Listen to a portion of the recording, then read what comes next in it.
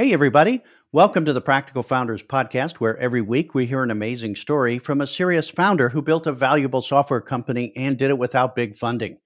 I'm your host, Greg Head, and this week my guest is Vince Hsieh, who has been a co-founder of two practical software with a little hardware startups in the industrial asset tracking, using a little RFID. They were bootstrapped and then a little practical growth funding along the way. He sold both of those companies, including Geoforce, to private equity investors and was very successful. The non-dilutive funding they used instead of raising a VC round was so useful to them, it saved them tens of millions of dollars in founder equity value when they sold the company. He loved that so much, he joined the company that provided that funding, which is Cypress Growth Capital. So now he's a general partner at Cypress Growth Capital, which is one of our sponsors here on the Practical Founders Podcast. So we're going to talk about his practical founder journeys, how they used royalty-based funding, a specific kind of practical funding for a specific kind of company, why he joined the company, and what is the math that's so useful to practical founders so they can see if this kind of practical growth funding, non-dilutive royalty-based funding, is useful to them. It's a great interview, and Vince is a very smart founder who helps a lot of founders now. Hey, Vince, welcome to the Practical Founders Podcast. Thanks for having me today, Greg. Yeah, we're both here in Dallas, and it's one of those days where I'm either getting storms rumbling or you're getting storms rumbling. It's not quite tornado season, but it feels like it. Maybe we'll have some of that in the background here. You're a different kind of practical funder out there. You were a practical founder before you joined Cypress Growth Capital as an investor and then on the team over there working with practical founders here. So we're going to talk about your entrepreneurial journey and what you're doing now at Cypress Growth Capital, helping practical founders with royalty-based funding. Does that make sense to you? Yeah, looking forward to it. Awesome. Well, you have an amazing background. You've been growing companies, and now you got on the other side of the table here. Vincent, tell us just a little bit about yourself. You've been a crazy entrepreneur, and now you're doing something else. But what's your background? So, Greg, thanks for having me today. Looking forward to the conversation today for sure. My quick background: born and raised in Southern California. Spent most of my youth cheering for the Lakers and the Dodgers, and all I did was win championships for me. Spent my first 8 years of my career in management consulting, working with private equity-backed companies that were in distress and helping them around. After that, I pivoted and spent the next 16 years as an entrepreneur and operator with two different industrial tech SaaS startups, both of which we eventually exited to private equity at the end. But obviously, it was along for the entire journey of building the companies up, scaling operations, customers, raising money along the way in different ways that we can talk about. Get to where we eventually exited, like I said, to private equity, and then joined Cypress Growth Capital a couple years ago as an investor here. Cypress actually was in my second startup. They were our first institutional investor. So I've known the team at Cypress, the founding team, and everyone here for almost a decade as a portfolio company before eventually becoming an investor in their fund, and then now a partner at the fund as well. Right. And Cypress Growth Capital is a friend of the Practical Founders podcast, is a small sponsor here. So we'll just reveal that. That helps me take this to YouTube and a few other things here. But that's a little different story, which is you stayed off the VC funding drugs 10 years ago to skip around by working with Cypress Growth Capital. It worked so well for you when you exited that you stuck around and started investing, and now you joined the company. Is that right?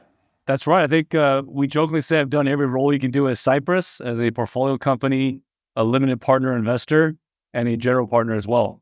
Yeah. And when you say you were doing management consulting, I know you've got an MBA from the Duke Fuqua School, but you're like a nitty gritty starter, crazy early stage entrepreneur, the do everything, do it all, figure it out, fix the mess kind of entrepreneur. Did you know you were an entrepreneur when you left management consulting and went and started something with some friends? I think I knew that all along. So unbeknownst to me, when I first graduated from college, when I went into management consulting, it wasn't the kind of pie in the sky PowerPoint consulting I was doing. It was operational or corporate restructuring.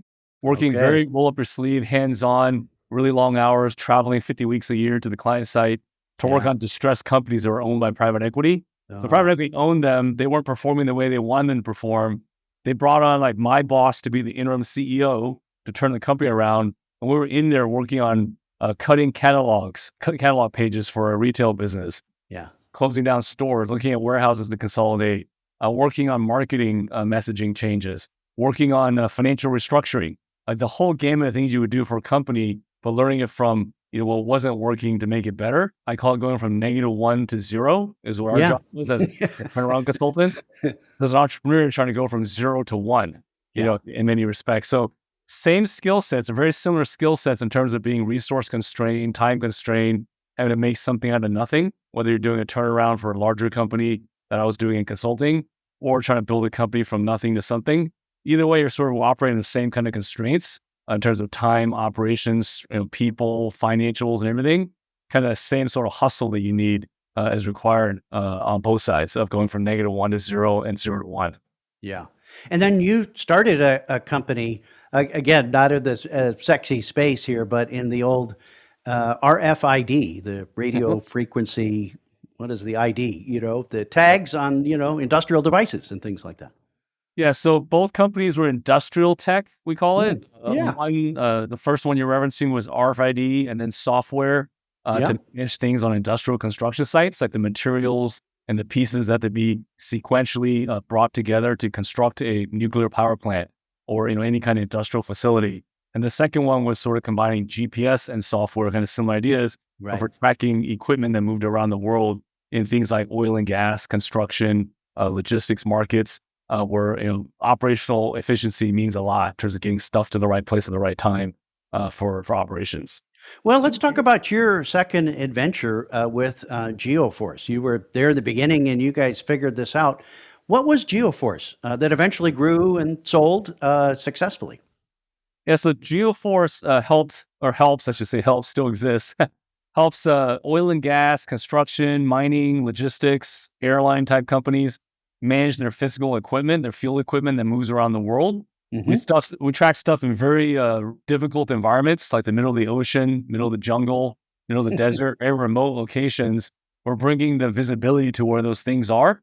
Think of like containers, baskets, generators, tanks, scissor lifts at the airport, all that kind of stuff. Give them that visibility in the fingertips of their hand, on the mobile app and laptop and things, to be able to track them, to know where things are, know where they're going, to be able to manage their field team and everything to get operational efficiencies.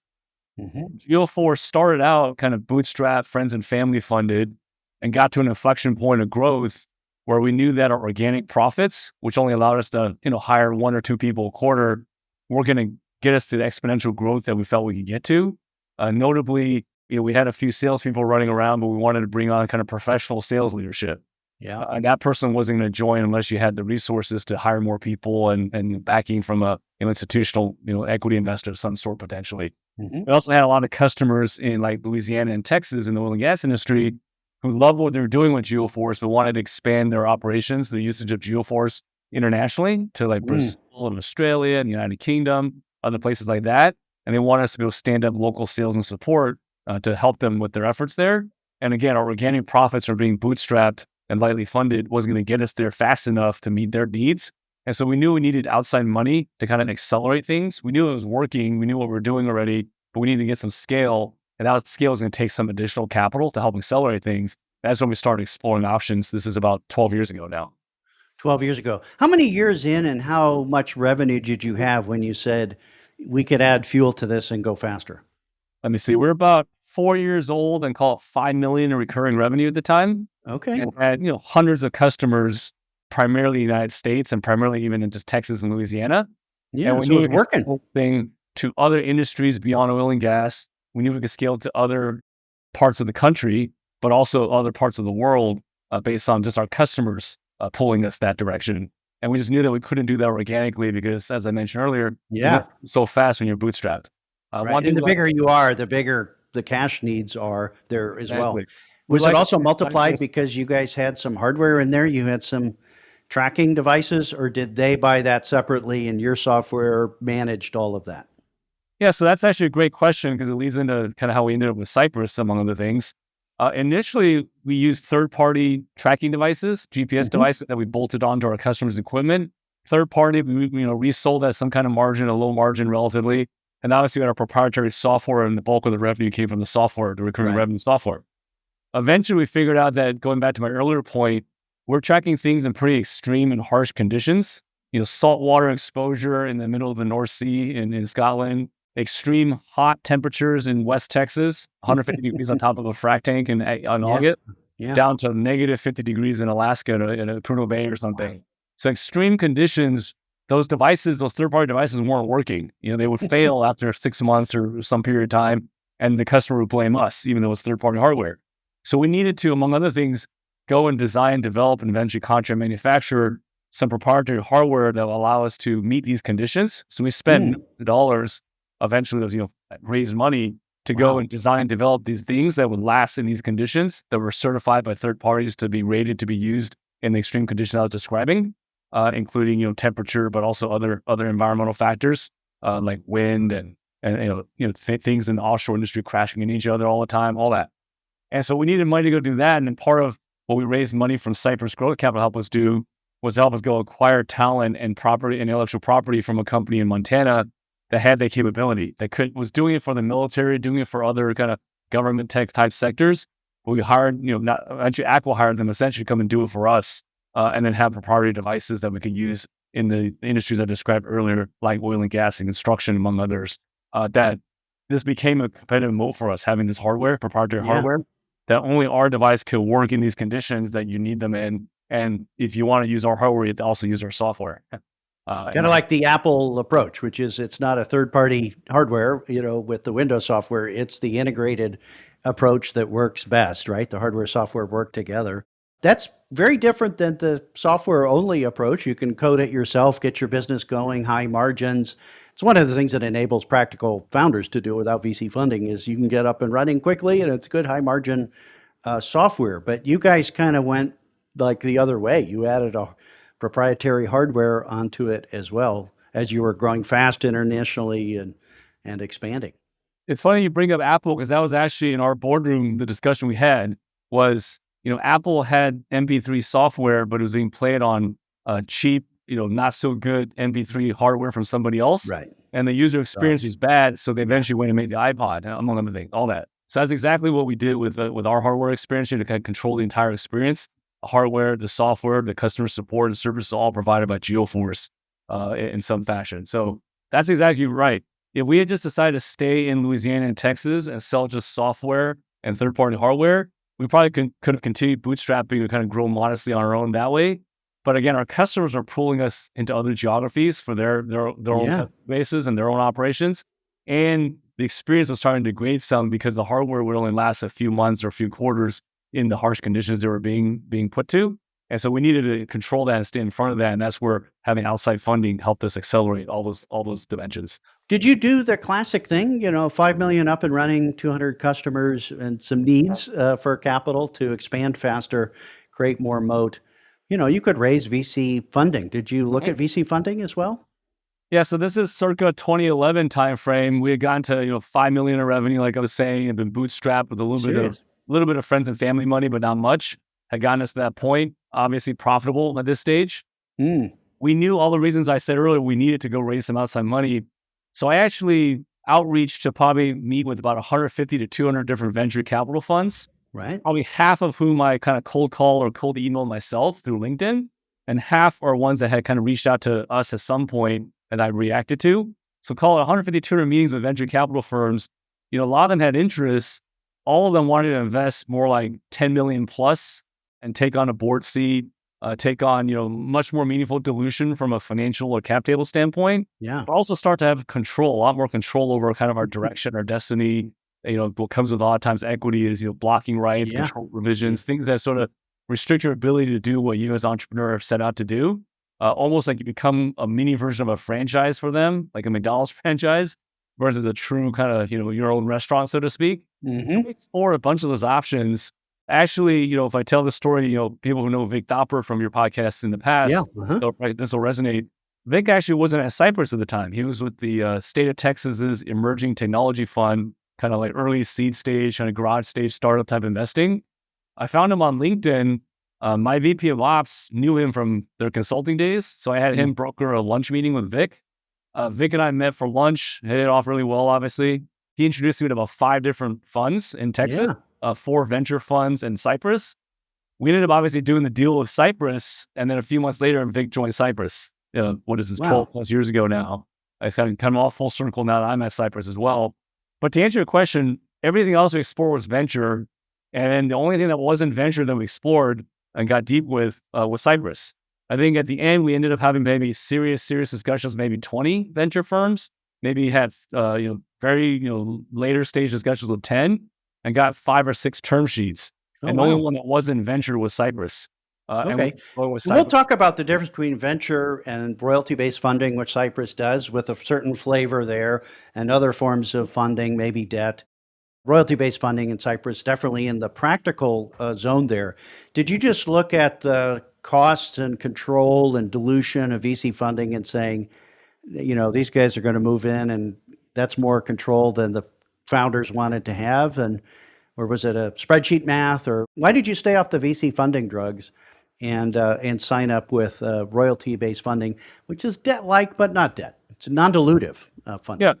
And so I'll be honest, probably 80% of the decision was more qualitative around the HR, the people side of it, the people on the team at Cypress, and 20% was let's call it the economics and the terms and all that. Okay. To be clear, there were spreadsheets involved in that 20%, sure. But the vast majority of the decision-making process was in every person. In my first startup, we experienced this with some good and some not so positive relationships necessarily, right? You got term sheets from venture funding. Was it about the control that VCs have and the dilution? And was it a spreadsheet math or something else that caused you to go with the royalty-based funding, more practical approach? There was definitely spreadsheets involved. There's definitely math involved and economics involved and all that. But I'll be honest, that was probably 20% of the decision-making process. The other 80% was a lot more qualitative around the people that we met at the firms that we were talking to. Because what I learned from my first startup was that once you're taking on an investor, especially a venture type investor with a board seat and everything, it very much is like a marriage. I know this sounds like a cliche. People say it all the time, but you spend as much time working with them as you might work with your spouse, in terms of day-to-day time. And more than your spouse, they have blocking rights. They have a lot of control for things that can prevent you from doing things that you want to do or selling when you're ready to sell, for instance. And so we very much understood this, that this was going to be a key component is the actual people you're meeting with. And we very much enjoyed meeting Bart Goodwin and Ed Mello, the 2 co-founders of Cypress. Yeah. They had been operators. They had been entrepreneurs. They had been at startups before in their careers. And they knew, until you've done it, you just don't know what it is. So you can say, you can read every book you want. You can hear about it. You can read podcasts or listen to podcasts or read blogs or whatever. Until you've actually been in the seat and operated, had to make payroll, had to deal with difficult customers, had to deal with the tough situations an entrepreneur has to deal with, you just really don't know. And Bart and Ed were the most genuine and most authentic and the most operator-like people that we met throughout the process versus a lot of more Wall Street type people from the equity side of the business. So we very much wanted to find a good partner that was going to help us the next several years. We knew some things from our, experiences from business school or, corporate jobs or entrepreneurship, our first startups or whatever, but you really don't know what you don't know. And we wanted to have that sounding board and that experience available to us on speed dial, so to speak. Yeah. That's what Bart and Ed and Vic eventually were able to provide to us from Cypress. So I would say 80% of the decision was that. 20% got into kind of the more terms of the economics of things. For sure, what you hit on earlier, knowing that an equity investor, there's a time and place for equity for sure. Scale of business, when you're trying to do certain things, equity makes perfect sense. But when you were about $5 million in revenue, which is where we were at the time, and you're still sort of, you had customers, you had product market fit, but you're still trying to figure out a lot of things. You're not quite ready for that kind of dilution. Rocket ride, explosion, And, no matter what an equity investor or a third party says, no one's going to know your product, your vision, your customers, their needs as well as you will, as the leadership team or the founding team of the company. And so we wanted to preserve that runway for a little longer where we were still in control of what we were doing, who we were doing for, how we were doing it and everything. And so equity had those downsides. And then from a pure math standpoint, we model some things out. I know we haven't talked too much about the Cypress royalty model yet. Yeah, yeah. We model things out, and it made sense for us where if we grew at about 20% a year for the next 5 years or so, we would have been kind of financially break even between doing Cypress royalty type deal or doing a more traditional kind of venture capital equity type deal. And that break even point was if we grew 20% a year financially, 5 years from now we'd be the same from a equity cap table standpoint. Grew more than 20% a year, then the Cypress royalty model was a lot more lucrative for us, and less than 20% a year equity would be. And we looked at each other and thought, are we going to grow more than 20% a year for the next 5 years? We're doing way better than that even before that. The answer, of course, was a resounding yes, and therefore we signed the Cypress term sheet and went off to the races. And let's just go forward here. What is off to the races? Did you continue to grow year over year for a few more years? And yeah, so the Cypress investment ended up being for a few $1,000,000. Like I mentioned earlier, it helped us acquire that company in Montana to help us develop and design the hardware that I was talking about earlier. It also helped us hire our first ever head of sales, a woman who was with us for many years and eventually actually became an investor in Cypress as well.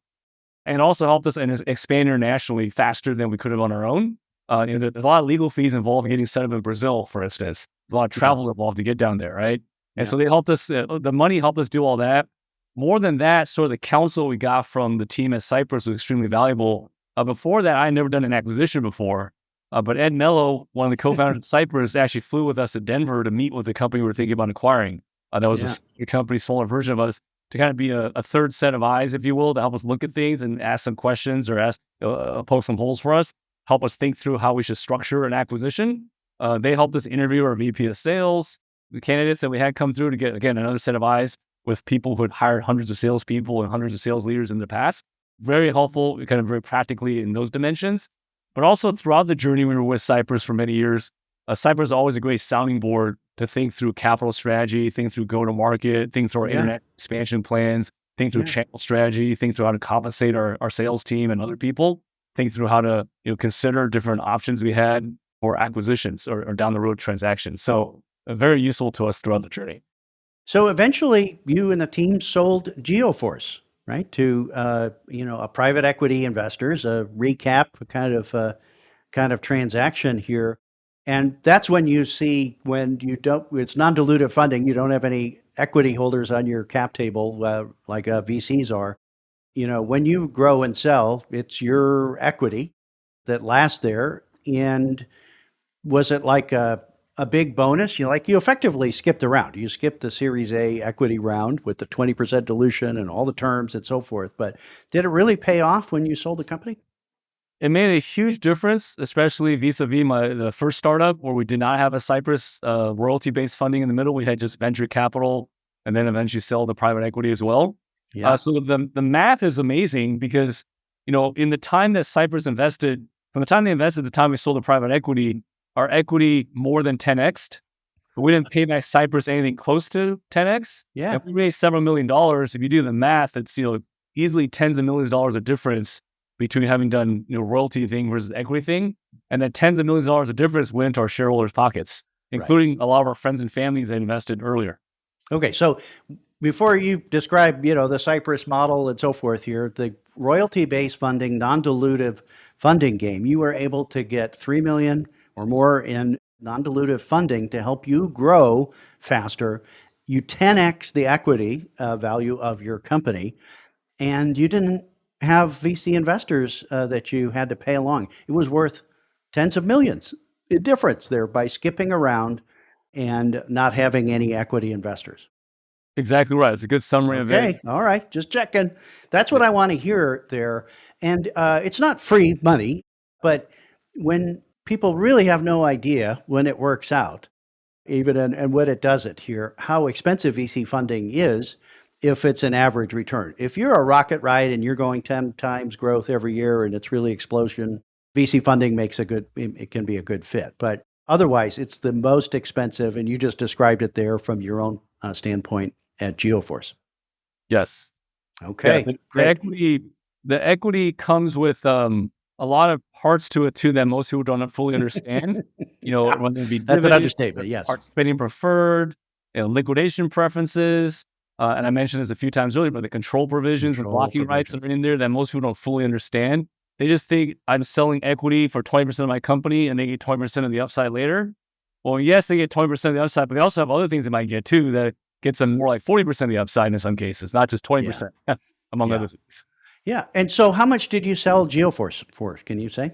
It's a private equity transaction, so not disclosable, but it was in the 9 figures. 9 figures, over $100 million there. Congratulations on that exit.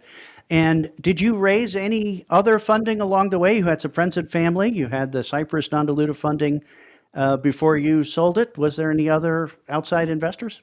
Yeah, so between Cypress, but before the private equity transaction, we did raise some growth equity, Yeah, which another is different practical from form. venture Yeah, capital. It's a different stage of investing, different yeah. type of the same equity. It's still equity, but through a referral from Cypress's partners. So Awesome. Cypress introduced us to a firm down in Houston. They invested, helped us grow as well. Okay, great. And what kind of growth rate did you have through the years? It wasn't crazy VC funding growth rate, but you guys were growing and getting more valuable. Yeah, so pre-Cypress, when we were kind of the early stages, like every company that is that be subject to this type of thing, we're growing, doubling every year, that type of level, right? But you're growing from $1 million to 2 million to 4 million, whatever, right? After the Cypress funding, it was growth, but it was like what I would call more like reasonable, practical, modest growth. Depending on the year, anywhere from 20 to 40% Yeah, year growth. So a CAGR of probably in the 30s, I would say. yeah. But, that's doubling about every, 2 years and a half, something like that. And you keep compounding that and you got a 10x exit after that. So Yep. that's really exciting. Did you stay on very long with Geoforce, or did you take your prize winnings and move on to your next entrepreneurial adventure? So I stayed on the board of directors and Hmm. still am today, but Oh, wow. Hey, transitioned great. from the kind Yeah. of operational role, if you will, joined Cypress a little bit over 2 years ago now. Okay. Well, thanks for sharing your story about Geoforce. Congratulations on your huge practical founder win. You stayed in the practical zone, friends and family, royalty-based funding, the growth equity game. And just like 70% of exits these days of SaaS companies and software tech, it's going to private equity, which is different than the Yep. 10 or 20 or 30x, strategic exits are going public out there. So really practical here. Did you sit on your hands for a while and, take the trips and all that and consider getting back into the entrepreneurial game? So I thought about it for a little bit, a third kind of run at it. Yeah. And I did it for 16 years. And even before that, I was in consulting, which is pretty high demand, Yeah. high demand on your time, let's call it. My kids are all teenagers and, pretty close to leaving for college. My wife Yeah. said, "You're not starting a third company, you're not doing that again." And she did suggest staying home for like 6 months to a year. I'm the kind of person, I don't know what the heck I would do for 6 months to a year Yeah. Yeah. sitting at home.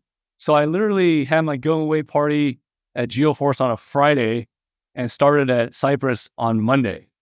So Yeah. I was unemployed for 2 days, I guess, in the middle. Yeah. Okay. So let's talk about Cypress Growth Capital and the royalty-based funding approach. And Cypress isn't the only royalty-based funding provider out there for serious SaaS companies.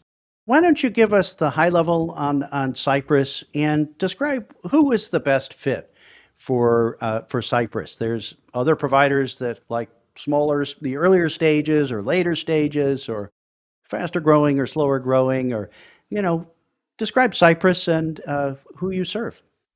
Yeah, so kind of the quick overview on Cypress. We're all based here in Dallas, Texas. 14 plus year history of investing in almost 60 companies now across the United States. And I mentioned this earlier, but the co-founders had the operational entrepreneurial background.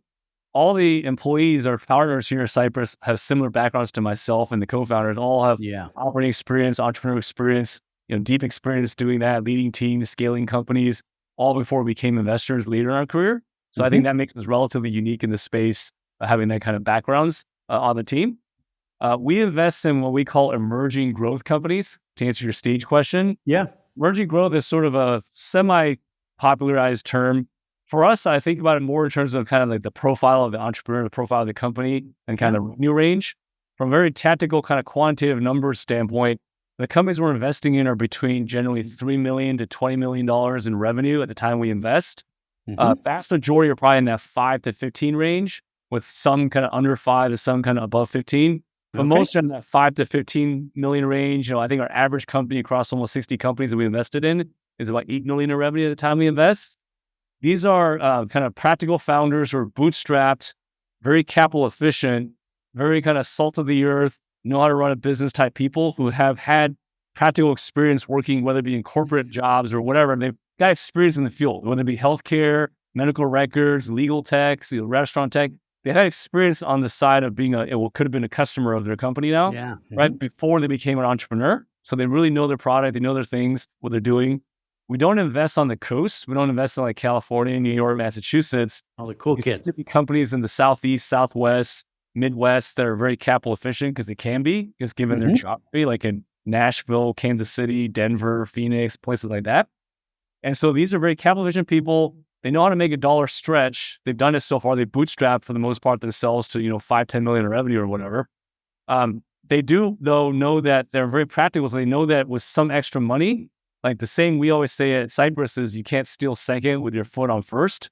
You kind of have to take a little bit of a step off of first base. So they have a chance to get a jump on second. They are these types of founders who know that, okay, I can go raise a few $1,000,000 and do a lot with them. I already know that what I'm doing now works. I just need to do it at a bigger scale. I know I can sell it in North Dakota. Let me now do the same thing and sell it in South Dakota. Or I know that these 4 salespeople are working. Let me go have 8 salespeople instead.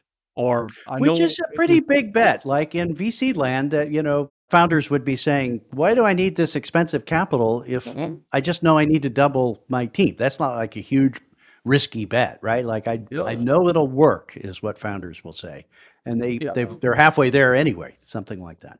Yeah, the challenge is that, I was in this seat that we were talking about a few minutes ago. Yeah. Organically, through organic profits at Geoforce and Bootstrap, we could probably afford to hire 1 to 3 people per month or per quarter, depending on how well that month or quarter went. And that's fine. You can hire 1 guy, 2 guys, 3 guys, or whatever, and you get certain places. But in technology, markets move fast. One, that just technology, other companies or competitors are coming in the market. And 2, on the other side, your customers, if you're doing something meaningful for your customer that's valuable to them, that's not just a nice to have, but a need to have for operations, you're integral to their operations and their workflow of their business, they're going to pull you in to do so much more for them. Both in terms of, I mentioned like scaling to other countries. What I didn't talk too heavily about was also scaling your product.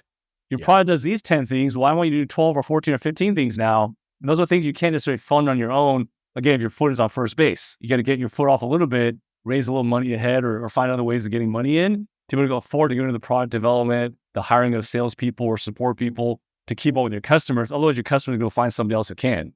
So things move too fast, both from a competitive standpoint, from a customer standpoint, for you to sit on your hands and sort of grow organically or grow slowly for certain types of companies. Some companies, that's fine. Organic is fine for certain companies. Yeah. But generally speaking, for tech companies with forward-thinking customers who have high demands and that you want them to stay with you, you're going to have to accelerate things a little faster than you might be comfortable doing sometimes, get out of your comfort a little bit. And that's where having an external source of capital helps. Yeah. And so what we're talking about is that growth capital for that kind of inflection point. I'm up. I know what I'm doing. I can see the metrics.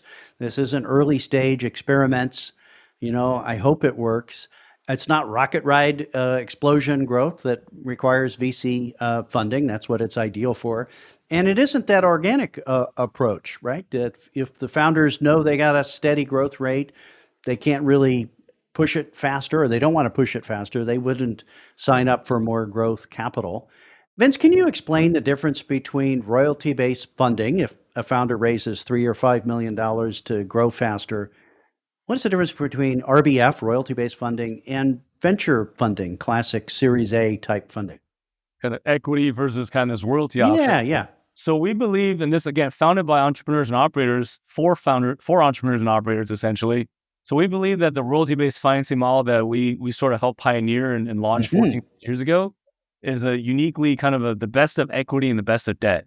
Okay. It's the best of debt because it's non-dilutive, but that's about the only way it's like debt. And we'll talk more about what that means. So let me just stop there, just to be clear for founders here. When you raise from friends and family, angels, or venture investors, you're selling a piece of your company, the equity of your company, and the terms that come along with it for preferred shares. So you're diluting with dilution what the founders own of the business, and you're letting other people in for some financing, and you're doing the math on that and understanding the cost and complexity. So that's the non-dilutive part. You don't do that at all. Yeah. So typically we raise equity, whether it be from your friends and family or from a big, institutional investor. If you own 100% of the company before, now you only own 20%, 80% or 90%, whatever. You own Right. something And the less than you rounds notch you own down. Yes. of the company. In this case, with the royalty base, you don't. So we think this combines the best of equity and best of debt, non-dilutive like debt, like we said, but also the best of equity in the sense that you have patient capital and you have people like us who can help support you on an opt-in basis, help you on the journey as a sounding board, as an advisor, as a guider, however you want to look at it. But you're not giving up all that upside that I was talking about earlier. Yeah. Equity has a very high cost if you're successful. If you're not successful, equity costs you nothing except your pride. Yeah, you're out. If Everybody's you're out. successful, though, if you grow your company 10x or 20x or 100x, highest level, your equity is also going to grow 10x or 20x or 100x, meaning that dollar of equity costs you $100 if you 100x the company, or whatever the growth rate is. And so it can be very expensive if you're successful. And I don't know any entrepreneurs who don't think they're going to be successful. Every entrepreneur is pretty optimistic and thinks they're going to be successful. And so if you're going to be successful, the equity is the most expensive thing you're going to do because every dollar you give up might cost you $20 or $100, just depending on how fast you grow, how much you grow. And so royalty-based financing eliminates that dilution by giving you, a debt-like structure called royalty-based financing. The way it works is that we'll invest, $1 to $5 million in companies that are in that revenue range we talked about earlier. Yeah. Okay. 5 Great. 10 revenue. We'll invest $1 to $5 million on day one. They'll go invest that money into generally kind of go-to-market type initiatives, heads of sales, salespeople, marketing resources, channel strategy, whatever it might be.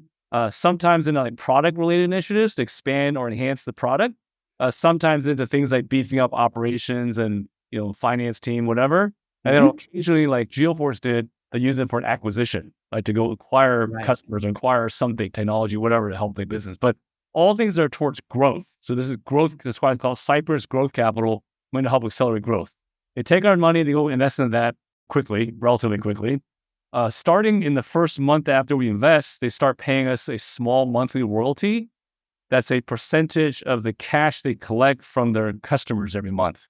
So they can always afford that payment because it's tied to the cash they get from customers.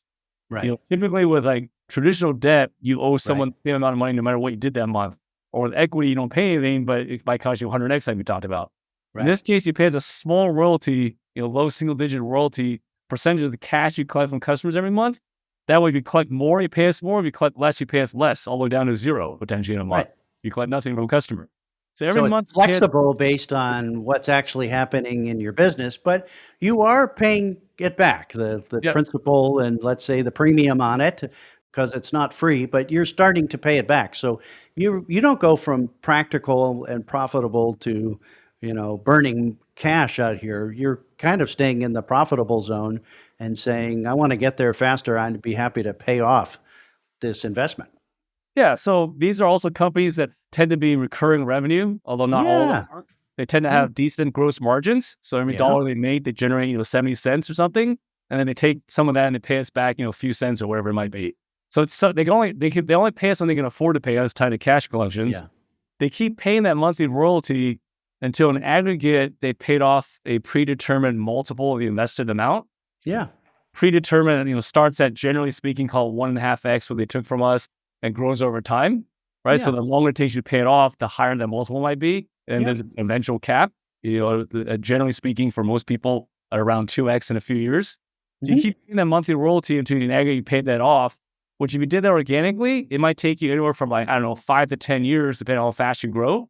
But the key point here is that there's no end date. It's not like it ends in 3 years, you're going to pay it all off. You keep paying it as you can afford it with your monthly cash collections until in aggregate you've gotten to that number, whatever that multiple might be. And then you're done. And it costs you, let's say, 2x in a few years instead of, equity might cost you 10x or more, right? So you save that 8x in that example is the general idea.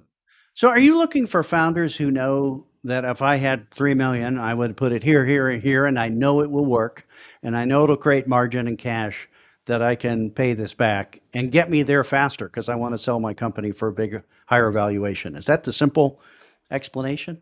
Yeah, so these are practical founders, but they're also extremely smart founders, and they know their numbers and metrics. Yes. And so I'm sure your listeners know about the concept of LTV CAC, or customer lifetime value to customer acquisition cost. So most of the entrepreneurs we're talking to, they either already know it, or after we prod them a little bit, they can calculate and figure it out. And these companies have LTV CACs that are like 5, 6, 7x LTV CAC. Yeah. And they're thinking to themselves, like, it makes sense to take $1 from Cypress, pay Cypress back, let's say $2 on it, on average, but it's going to generate $5 to $7 of lifetime value for me. So who wouldn't take that transaction every single day, right? Because you're making. And then the multiples on top of that, my founder equity value. Yeah. In when I addition sell to your them. equity, all those things we talked about earlier. Yeah. And another thing you said there, that I'll say is this: these are people who know their metrics and all that. They're smart founders. They also have some kind of transaction in mind down the road. You call it usually 2 to 4 years from now. Yeah. They're not trying to grow the company and keep running for the next 50 years and hand off to their children in general. Generally, what they're trying to do is get to a transaction in 2 to 4 years. Yeah. Oftentimes, that's a larger kind of growth equity type round. A minority growth equity investor comes in and gives them $10, $20 million to go really expand this thing out pretty big. Or they go sell to private equity, like my two companies did. Yeah. Or they sell it to a strategic acquirer, like one of our companies bought by IBM, for instance. Right. So they're looking at one of those things happening in a few years. And the beauty of our royalty-based model is that you could organically pay it off over time. Again, 5, 10 years, depending on how fast you grow. 12 years, depending how fast you want to grow. That said, in the history of Cypress, out of 30 plus exits, only one company's ever done that organically. The other, 95, 97% of them, they paid us off early on the royalty-based transaction because within 2 to 4 years, through their own hard work and obviously our capital, but also just mostly their hard work, they had grown so much that in 2 to 4 years, they were attractive enough to get a growth equity investment, a private equity transaction, or a strategic acquirer to come in. So usually within 2 to 4 years, and it's not required, but usually when this happens, a transaction happens and they pay us off early. And when they pay us off early, they simply say, okay, well, it's been, 4 years. I owe you 2x. I took, $1 million, just to use a round number. So I owe you $2 million, but I've already paid you, $300,000 in monthly royalties, a little bit at a time in those monthly royalties. So subtract the $300,000 from the $2 million and you owe us $1.7 million to get us to our $2 million and you're done. Yeah. And the general idea is that you paid us $2 million for that $1 million, but if you had raised equity for that $1 million, that equity might have cost you $10 million. Right. And so in this scenario, you saved $8 million, of course, went to your shareholders' pockets. Right? So, I tell founders in that inflection point, you're up and running and the metrics are getting clearer and you have a growth strategy ahead of you and you want to accelerate it because you're trying to sell your company for more. You can double the equity value if you double the revenues or, even more than that. It's just an accelerant there. And it's like skipping a VC round, really. It's like skipping a VC round. We use 2 different terms. We kind of call it an extension cord or a bridge. So the general idea is these companies are bootstrapped, or maybe they raised like some friends and family money, or maybe some angel or some early seed money, nothing super large and nothing super institutional yet. So maybe I mostly raised a couple $1 million or something to get them to where they are now. Yeah. Then we're like a bridge or an extension cord that then gets them a few years of time to stay self-powered which is why I like the term extension cord. They're staying self-powered, stay in control, still driving the car themselves. Gives them a bridge for a few years to get them to do another transaction in a few years, but at a time and on terms of their choosing. Right. So instead of being forced to do something now and raise $10 million, we only want $5 million or whatever, and give up the dilution, the board seats we were talking about earlier. You're allowing yourself to delay it by a few years, and then your option and your timing of your choice, you then can go raise money or sell the company later. It could be a year from now, it could be 10 years from now. You bought yourself some extra time to stay self-powered and self-controlled. And you're self-controlled. So you don't have board members that say you can't sell at that price, or you need to sell right away, or you need to raise another round. You're talking about the support that you bring the founders and Ed and Vic and the rest on your team, experienced operators. But is it really a board seat with that kind of equity holder kind of control? Yeah, so we don't take any board seats at all. No board seats. Not at all. That said, we like to say that we behave like a good board member would be, but without being on the board. Yeah. And in some ways, we could actually be more genuine and more that's what I do. We don't have the fiduciary duties. We don't have the governance issues we have to deal with that we have to do. Not that we don't pay attention to that stuff, right? Just as an advisor to them. But our primary thing is to be like their sounding board and their advisor and their, for lack of a better word, kind of their friend, their business friend, advising them relatively neutral position. I say relatively neutral because whether they sell now or sell later, we don't have a horse in the race necessarily. Yeah. Or royalty caps that we were talking about earlier, they kind of step up over time. So we get compensated one way or the other. And so we can be relatively neutral in our advice on dealing with things. We're not on the board. We don't have we're not a venture fund that has like a, X years we have to exit this thing or else we don't get any return. We're getting Yeah. liquidity every day, every month as they go. So we get paid a little bit every month, right, in terms of the royalty payments.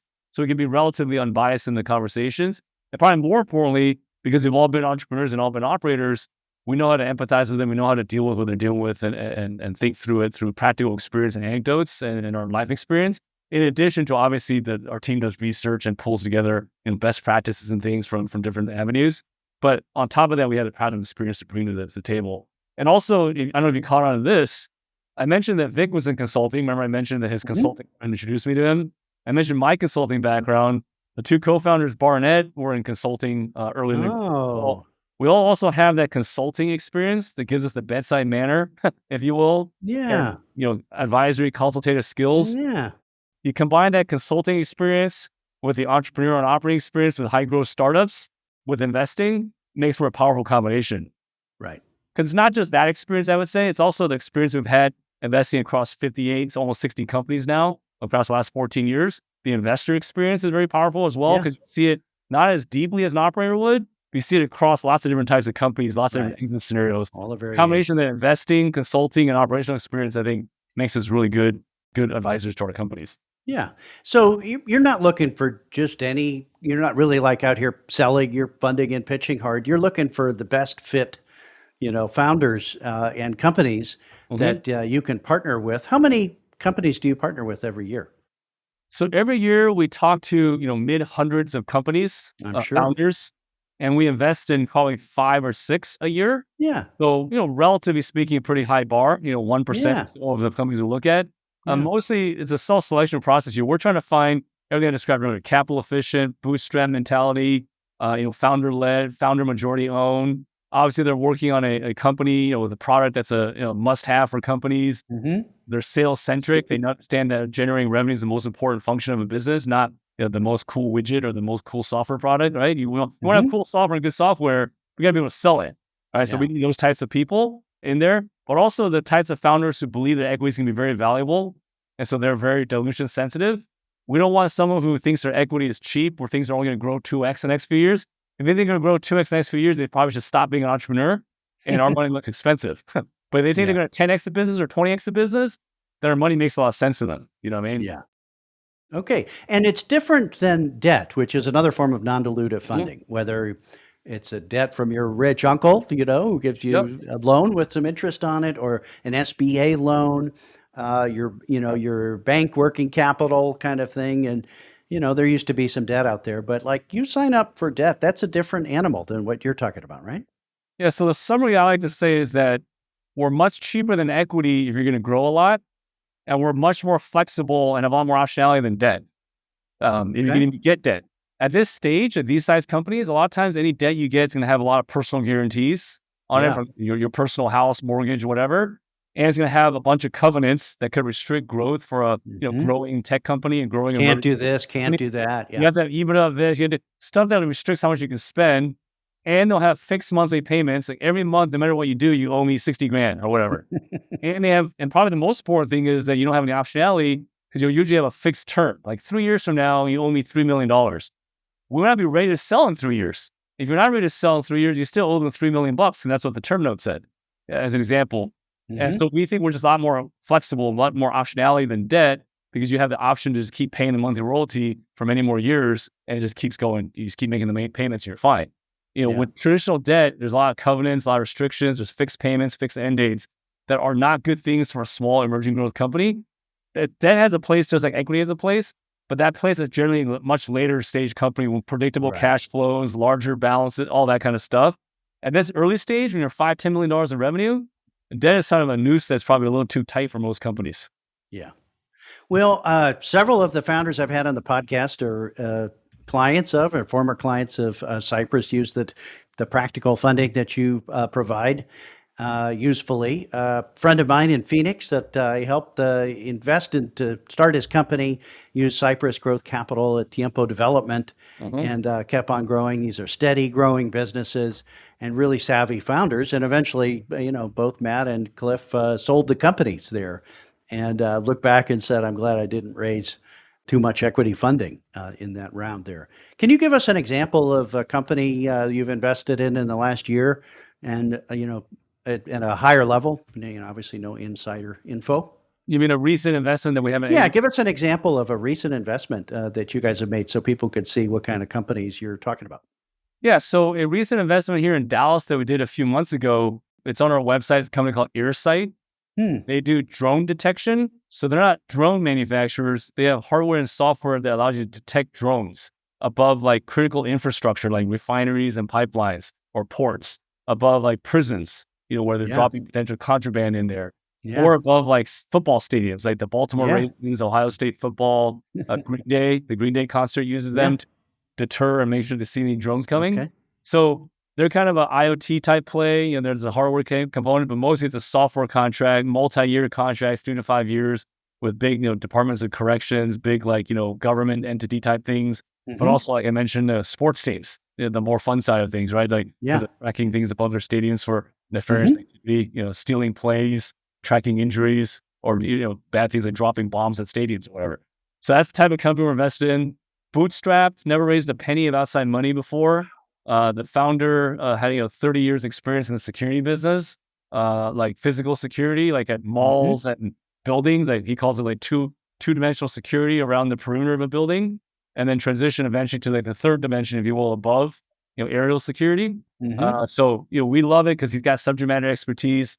He attracted a really good CRO, head of sales, that came from the prison space, had a lot of prison space. Wow. Was able to instantly, we saw it paying off. Even before we invested, he hired the person, it was working out, they were doing well, before he decided then go from bootstrap to raising money from us to allow that person to hire even more salespeople, spend more on marketing. Go. Very good use case for us. Accelerating go-to-market essentially, but with already a head of sales in place for almost a year now that knows how to run the playbook. And we've seen the track record of success even just in the first few years since they launched. Wow. So, in Dallas, which is not a sexy town as far as tech is concerned, and not a sexy kind of thing, prison security, and venue security, institutional, but a great business and a growing business that if you push a little harder, it goes faster. And you guys, can you say how much funding you supported them with? So we're investing up to $5 million. Okay. So there's a little flexibility of how much they want to take down. They take a little bit initially, and then over time as they, because most of our companies, and almost every single company is using our money to hire people. And we all know that hiring people isn't an instant on button. And when you hire people, you pay them over time anyway. So most of our companies like to take their money in tranches. They take a little bit up front, and then as they grow and need more to, double down on things that are working, then they'll take another $1 million, another $500,000, whatever at a time to get them up to some amount. And the average company probably takes it in that $3 to $4 billion range. Some as high as 5, some down only 1 or 2 million. Whatever. The point is that they're only taking what they actually need. And if they want more, they can always qualify for and get more from us, but they don't necessarily need to take it all on day one. So it's more prudent about how they spend the money. The other thing I would say is that you mentioned non-sexy businesses. We only invest in B2B, SaaS, and tech-enabled services. So they're not necessarily the sexy consumer products. But we think these are the higher performing ones, and there's plenty of studies out there that I'm sure your readers have seen or your listeners have seen that cites kind of the success. Like you look at the Bessemer Venture Partners benchmark studies of how it's B2B SaaS companies have performed against like the market and things. We're investing in these like non-sexy things like healthcare software, legal tech, things like that, cybersecurity related things, MSPs or managed service providers, in terms of the side. We do invest in non-software business as well. We invest in tech-enabled services, where there's a service like an IT managed service that's tech-enabled to get greater efficiency and therefore greater margins, where the technology is helping them deliver, especially repeatable, scalable, and recurring revenue services. Exactly. Right? And they're high enough margin to justify good unit economics, all that stuff. The other thing I would say is that especially in this day and age of more prevalent AI. I mean, AI has been around forever, right? But more recent kind of the AI thing. All of the companies that we're investing in the last few years or whatever have an AI component to what they're doing. It's AI that enables certain things in the workflow of their software they're using to deliver services, or it's AI in the actual end product they deliver to the customer. We have a company called Barn Owl that does camera-based security. They're kind of only 2 security companies I've talked about now. Okay. But their AI enables them to detect a bear versus a deer. or detect a gun, at a DoD facility. Things Yeah, like of that, course. that alert the right people rather than just like, because otherwise you have to sit through hours upon hours of video, right? So, Yeah. um, So and practical AI, you're not investing in the coolest kids out there, and mm, everybody's, advancing there. Everybody I know at Cypress has a certain kind of hardcore, practical, serious, efficient mindset. Is that the same with all of your customers? Do they have a similar mindset that's, you know, that you can recognize to be a good yeah, fit? so we're definitely looking for people who are practical, reasonable, have reasonable expectations on what their company can do, reasonable expectation on how the company can exit down the road. Because like just like any investor, we need to have an exit at some point. They Yeah. control what it is, but we want to know that they have a path to it and they're Yeah. thinking about what that might look like. So we don't want people who are thinking like we're going to be $1 billion company in 2 years. We're going to sell for $5 billion. I love them to like think like they're going to be Google or Amazon or whatever, but you got to be practical. You got to get there practically over time. We're also looking at people who, we have a couple rules in Cyprus. We don't invest in a company where their name is on the building already. I mean, they're taking the Ah, money, putting it, and that's half a joke, but kind of half serious, right? They're not putting yeah, it's a sign. Here's your sign, literally. Yeah. what wasted marketing dollars, not having Bono play at their Christmas party, like in Silicon Valley, things like Yeah. that. But the mindset, going back to your question, it's very much the kind of person who is a subject matter expert who spent 20 plus years in that field, in security, in medical records, in legal, in the lawyer side, whatever, like whatever they're doing, they're a practical expert. They've done it before. They felt the pain of the Mm. customer before. And they may or may not be a technical person. If they're not a technical person, they have a co-founder who is technical, and not technical like they worked at Google, some big company. They worked at Google, but they've also worked at a smaller place and know how to be resourceful, know how to build something out of Hmm. nothing, all that kind of mindset. We're not looking for like a bunch of IBM, Google type people. We're looking Yeah. for people who maybe they've done that before, the big corporate thing, but more than that, they've actually started companies for a lot of them. One of our companies in Dallas, I think it's his fourth or fifth company now, as an example. So they've been founders, plural, right? And their team has worked together quite a bit. A lot of things very similar to answer your question, just like the Cypress team. All Yeah. of us Yeah. at Cypress have worked together for a long time before we became part of Cypress. In my case, I was a portfolio company for almost a decade. Other people work together in other capacities at other companies as well. Yeah. And we know they can work together as well. So we're looking for entrepreneurs who have a track record of working with their co-founders at Hmm. prior, ideally startups, but also any other prior job or school or whatever it might be. They have an experience working together because, as you and I know, the most important success driver at this early stage is the team dynamic. Is that team going to be able to Yeah. function properly to do the things they need to do to scale the company? And Right. we're also looking for, well, have they done it, together, but also have they done it successfully?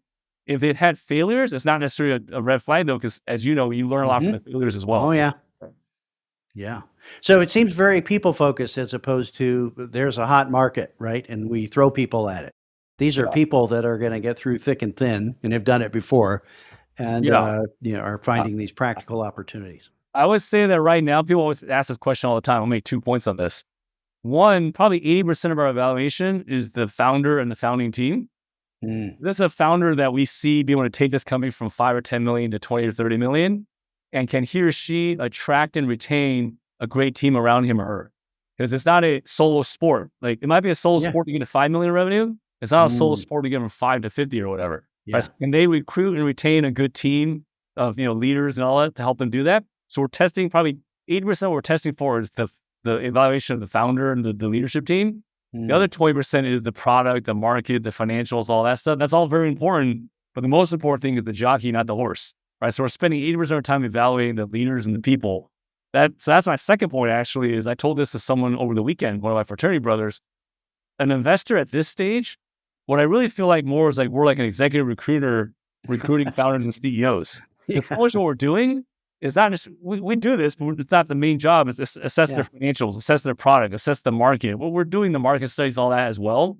But so much more what we're doing is assessing the founder, right? And spending valuable time, initially, obviously, kind of virtually for the most part, Yeah. but a lot of time face to face, Yeah. breaking, so to speak, with them. It's almost like we're an executive recruiter trying to recruit a founder and CEO for the next 5, 10 years or whatever. See if they Yeah. can grow this business, right? So, Well, there's some kind of yeah. SaaS funding out there that you can connect up your QuickBooks and your financials, and then it'll calculate, Mhm. spreadsheet math, software math. If you have this much available to you, you guys don't do that at all. It's very I mean, spreadsheets are there, but it's not Yeah. the sole game I because I definitely don't want to belittle the market analysis, technical product analysis, and yeah, yeah, we do all the financial, all that. We do all that. Just like yeah, yeah. we Table gotta be good stakes. stewards of our money. We gotta be smart about what we're doing, all that for sure.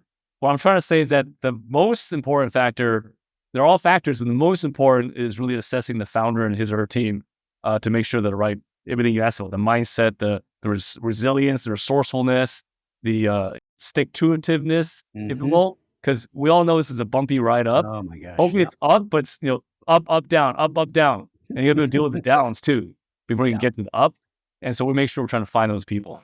Well, you just revealed and repeated what the game is. Once you get to 5 million or so ARR, right? It's about the people. It's about the leaders. It's about the CEO, right? And their ability to figure things out and get the next wave done. The Yes. bigger you get, the more it's about the leadership team. So, totally appreciate that and your focus on that. Vince, do you have any other advice for SaaS founders, those practical founders that are up and running and they're headed towards 5 million to for them in their business? You talk to tons of founders, and you've Mhm. been a founder yourself, and you're as I am seeing the game from a higher level. What advice do you give most often to those early guys that say someday I want to work with a company like Cypress and grow faster and create a valuable company? So the kind of more tactical, practical thing I'll say first is, be very careful who you bring onto your cap table or bring into your investor world, if you will, because to my earlier point, you're wedded to them for many years. So Yeah, make sure yeah. you're very choosy there. Be more choosy on this than almost anything else you need to do. There you go. You hire, you can fire. It's really hard to fire an investor, so to speak. Yeah. But I think I'll zoom up one level. One thing I don't necessarily say all the time to people, but I say to people once I get to know them pretty well, is probably a summary is enjoy the ride. you know, I think a lot of times, it can be a very, I equate it to being a parent or having children. It's the Hmm. best of times and worst of times. And it is Yeah. like having a child. The child is your company, right? So make sure you enjoy it because I think a lot of times they're in the weeds. They're in there doing the day to day, dealing with irate customers and Yeah. product issues and employees and all that. They don't zoom out and realize, like, appreciate how much they've actually done. And we have the benefit of being kind of above the fray, as Ed Mello calls it, and then we'll see the forest for the trees, so to speak. We're like the offensive coordinator up in the booth. We see the entire field, not just the muck on the field. Hmm. So when we zoom out and look like, hey, you've grown from 2 million to 8 million to 16 million. Yeah. Pretty good. But they're Yeah. sitting there stressed out about, the muck of everything they're doing. Yeah. So I like to say, like, make sure you enjoy what you're doing and make sure you appreciate yourself, pat yourself on the back a little bit Yeah. for what you have accomplished. I know it could be better, always could be better. I know there's going to be challenges along the way, but enjoy what you've already done so far. Don't rest on your laurels, but certainly make sure you appreciate that. Celebrate with your team, celebrate milestones, whether that milestone might be, metrics or Yeah. customers or whatever it is, Yeah. because it's a long journey and you want to make sure you're enjoying it along the way. And most SaaS founders with an idea or startups with a product or products with some customers don't make it to 5 million ARR or 3 million ARR even. And so once you're up and running, that's a substantial milestone. You put a dent in some corner of your universe and already built a valuable company. And if Yeah. you've done it without outside funding, it's already valuable. So there's a version of that messy success that we're all familiar with there. And you come in to help them move even faster and increase their odds. They're going to get to the next level, Yeah, you're already a in the lot less time. 1%, the 1%, just getting that 5 million bootstrap, Yeah, like you said. yeah, So that's exactly right. and Well, like Dan always told me in life, there's always someone running faster than you and someone slower than you. So the meaning is that you're never as good as you think you are, never as bad as you think you yeah, are. I yeah, think entrepreneurs by nature tend to think about the bad, right? yeah, Oh, yeah. The problems, yeah. No, you're actually faster than 99% already. So enjoy it while you can, and don't forget to celebrate the wins along the way. Yeah, we find this in our peer groups. We talk about the stuff that's we're working on and the problems and all of the businesses in my Practical Founders CEO peer groups, 38 founders now. And we have to pull out of everybody, the good things that are happening and get a little clapping for the progress they've made and look back and see how far they've come because very few founders, spend much time thinking about that. You're, heads down and grinding as Practical Founders do. So, Yep. yeah, awesome. Thanks for being on the Practical Founders podcast, Vince. I really appreciate you sharing your story of Geoforce and Cypress Growth Capital and how all of that works here. How can people reach you, Vince, and connect with the Cypress Growth Capital team? So the best source of information about Cypress is our website, cypressgrowthcapital.com. In addition, you can reach out to me directly on LinkedIn, Vincent Hsieh, Hsieh, or our email address or contact information is on our website as well. My partner, Cliff Centel, who's also a practical founder with an exit, joined Cypress maybe 6 months ago, is also available on LinkedIn or via email as well. Awesome. Really appreciate it. And thanks for sharing all your insights today, Vince. Yeah, enjoy the time. Thanks a lot, Greg. Thanks for watching this week's founder interview on the Practical Founders podcast. Be sure to hit like and then subscribe to my Practical Founders YouTube channel to keep up with my weekly videos for serious software founders who are building valuable companies without big funding. Check out my blog and information about my Practical Founders CEO peer groups at practicalfounders.com. And follow me on LinkedIn to keep the conversation going. See you next week.